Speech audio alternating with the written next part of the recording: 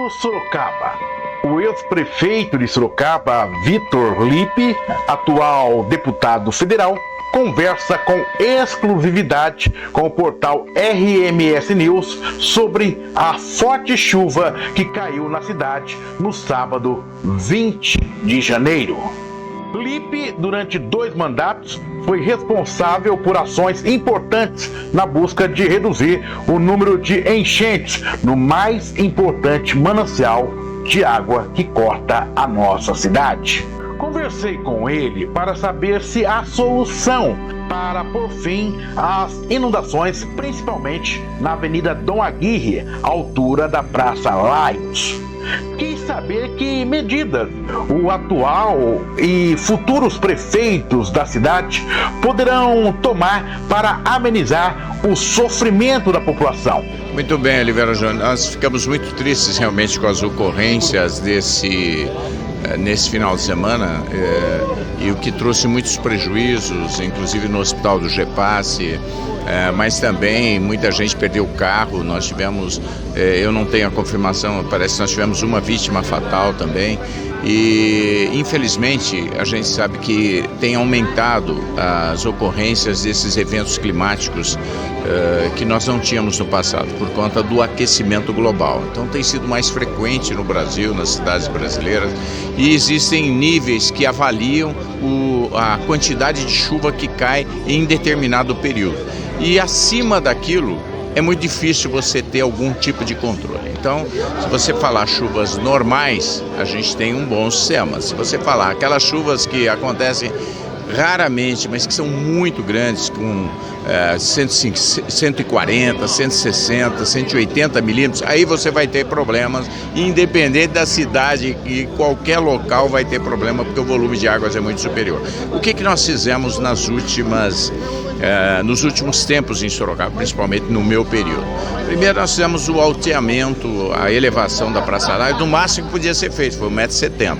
E os cálculos na época, ficou muito claro para quem pegar as informações da época, que a nossa previsão é que aquilo reduzisse em 90% as intercorrências, as interrupções da pista. Nós estávamos com tantos problemas antes de elevar a pista, que nós tínhamos 8, 10 interrupções por ano. Depois que elevou a pista, nós passamos a ter 1 ou 2 interrupções por ano. Portanto, melhorou muito a condição. Mas nós sabíamos que, dependendo da chuva, ia acontecer de qualquer forma, como aconteceu agora. Mesmo que tivesse 1 metro a mais ou 2 metros atrás, ia acontecer da mesma forma. Posso fazer um questionamento aqui? À época, eu me lembro bem das nossas entrevistas às quartas-feiras. O senhor falava o seguinte: haverá uma lâmina naquela região. Hoje, nós sabemos que ultrapassa isso aí. Quais medidas, na sua visão, que conhece bem o assunto, deveria ser tomada? Aprofundamento da calha? Não, impedir é impossível. Você nunca vai conseguir isso. É importante que os sorocabanos saibam. Até porque não tem como você baixar a calha 2, 3 metros, porque ali tem lâminas de pedra.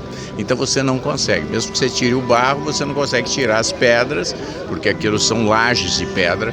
Então sempre nós poderemos ter. Isso vai ser raro, pode ser que aconteça a cada 2, 3, 5 anos, mas vai continuar acontecendo. Eu não acredito que haja outra solução, a não ser que você fizesse um viaduto por cima de tudo, aí sim, mas com as pistas que existem, eu entendo que nós ficamos sujeitos às inundações. Qual medida, para a gente entender, qual medida, se o senhor fosse o prefeito hoje de Sorocaba, diante do que viu no final de semana, tomaria como administrador, medida essa que serve para qualquer administrador? Eu acredito que talvez a gente tenha que pensar no futuro em tirar os viadutos que tem ali para você poder subir talvez mais 1 metro, 1,5 metro a pista. Aí sim daria para fazer, mas teria que tirar a Ponte de Losso, teria que tirar também a ferrovia que está ali.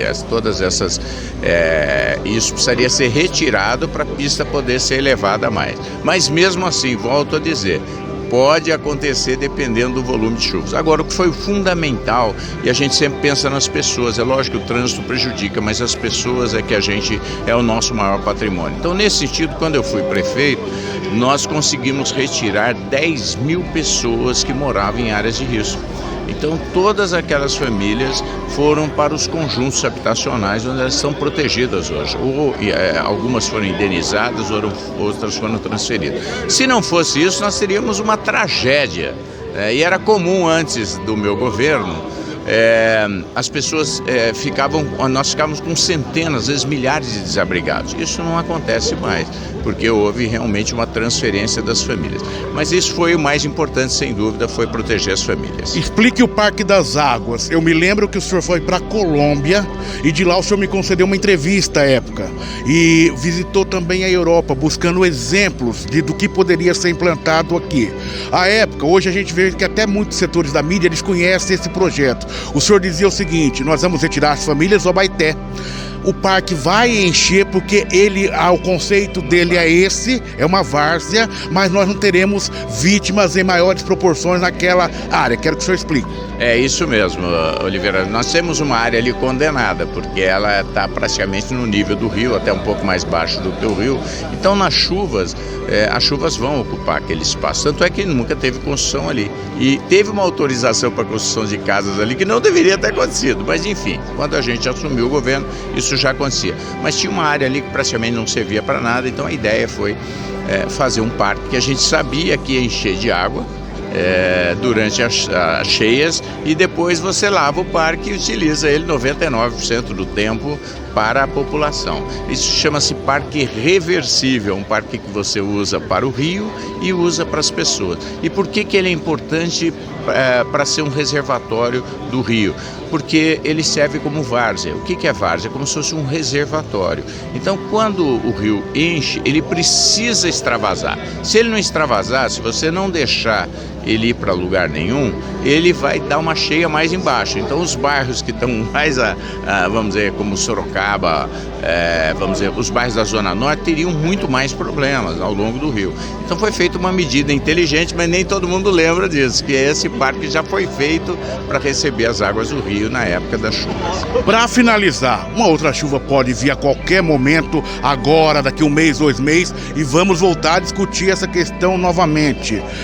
Como enfrentar esse problema a cada novo episódio como esse? Bom, primeira coisa, não deixar as pessoas morarem próximos do rio, porque o rio, historicamente, ele sobe. Então, se você ocupa um local muito próximo do rio, você fica sujeito ao rio invadir a sua casa, até porque nós invadimos o espaço do rio.